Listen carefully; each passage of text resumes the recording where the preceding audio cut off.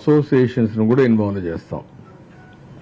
ఎవరైతే chamber of commerce అనో లేకుంటే ఒక్కొక్క వర్టికల్ కిరాణా కొట్లుంటే వాళ్ళు ఏదైనా అసోసియేషన్ ఉంటే వాళ్ళని అందరిని ఇన్వాల్వ్ చేసి ఇవన్నీ సెట్ చేస్తాం.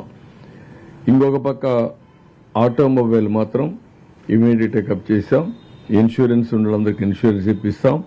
లేని వాళ్ళకి ఏం చేయాలనో దాన్ని కూడా ఆలోచించి ఒక నిర్ణయం చేస్తాం.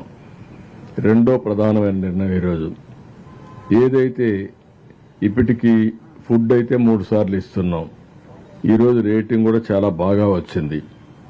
82% హైయెస్ట్ వచ్చింది, 72% లాస్ట్లో వచ్చింది.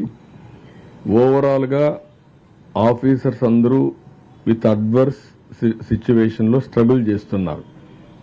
ఎక్కడైతే బాగా వాటర్ ఉండి ఆ వాటర్ ఉండే ప్రాంతాల్లో అక్కడుండే స్టాఫ్ కూడా నిర్వీర్యం అయిపోయారు. సచివాలయం అనేది డిఫంక్ట్ అయిపోయింది. వాళ్ళు కూడా బాధితులు. ఎక్కడో ఉంటారు, మొత్తం వాళ్ళ వస్తువులు పోయినాయి, బయట రాలేకపోతున్నారు, చాలా ఇబ్బందులున్నాయి.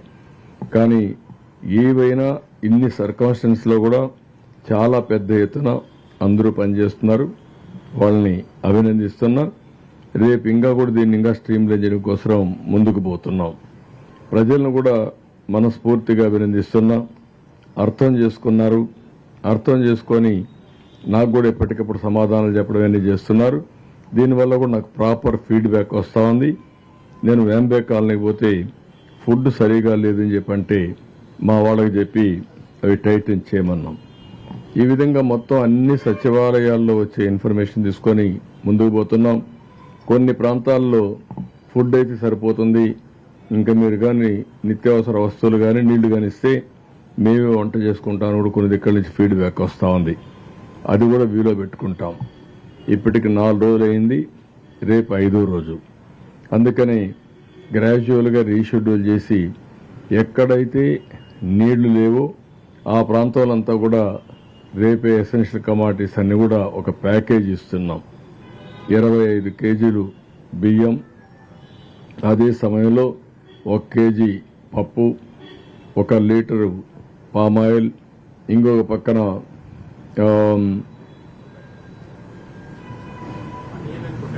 పొటాటో 2 కేజీలు, టొమాటో ఆనియన్ 2 కేజీలు ఇస్తున్నాం. ఇవి ఒక ప్యాకేజీ కింద. చక్కెర 1 కేజీ ఇస్తున్నాం.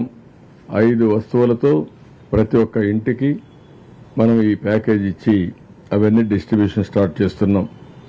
25 కేజీల బియ్యం, 1 కేజీ చక్కెర, 1 లీటరు ఆయిల్, అదే సమయంలో 1 కేజీ పప్పు, 2 కేజీలు పొటాటో, 2 కేజీలు ఉల్లిపాయలు.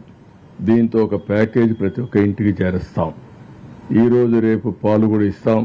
ఇప్పటి వరకు అయితే ఇచ్చేటన్ని కూడా బిస్కెట్స్ కానీ, పాలు కానీ, భోజనం కానీ, మంచినీళ్లు కానీ, అదే మరి వీలైతే పళ్ళు అయితే ఈరోజు ఇచ్చాం. కానీ రేపు దొరికితే చూస్తాం. ఇవైతే రేపంతా కూడా ఇస్తాం. రేపు రాత్రికి తగ్గించమని కూడా అడుగుతున్నారు. అవసరమైతే ఇంత క్వాంటిటీ కాకుండా మార్నింగ్ బ్రేక్ఫాస్ట్ ఇచ్చి, లంచ్ ఇచ్చి, నైట్ డిన్నర్ కావాలంటే కొంచెం రేషన్లో ఇచ్చేస్తాం. ఎల్లుండి మాత్రం 50%కే సర్వ్ చేస్తాం. 50%కి బియ్యం ఇచ్చిన తర్వాత నీళ్లు ఎక్కువ పెడతాం. వాళ్లకు వాళ్లే వంట చేసుకునే కార్యక్రమాన్ని కూడా శ్రీకారం చుడతాం. ఎక్కడైనా సరే గ్యాస్ సిలిండర్స్ వచ్చిన తర్వాత అవన్నీ రీఫిల్ చేసుకుంటారు. ఒకవేళ పైనుంటే పర్వాలేదు, కానీ కింద నుండి వాళ్ళకి ఇబ్బంది ఉంది, తడిచిపోయి ఉంటారు, అవి రీఫిల్ చేయాలి. అదే మరి స్టవ్లు కూడా చెడిపోయి ఉంటే అవి రిపేర్ చేసుకోవాలి. అవి వాళ్ళు చేసుకుంటారా, డిపార్ట్మెంట్ చేయాలన్నా, ఏం చేయాలన్నా అవన్నీ వర్కౌట్ చేసి యాక్టివేట్ చేస్తాం. ఇది ఒక యాక్టివిటీ తీసుకున్నాం.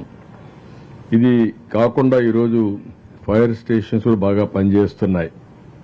ఒక్కొక్క ఫైర్ స్టేషన్, ఫైర్ ఇంజన్ ఒక్కొక్క రోజుకి 250 ఇళ్లు క్లీన్ చేయగలుగుతారు. ఒక ఇల్లు 20 నిమిషాల్లో చేస్తున్నారు. దీన్ని ఇంకా ఇంటెన్సిఫై చేస్తాం. ఇంటెన్సిఫై చేసి టోటల్గా 250 లేకుంటే 300 ఇండ్లు ఒక్కొక్క రోజుకి 3 షిఫ్ట్లు కూడా పెట్టి ప్రయత్నం చేస్తాం.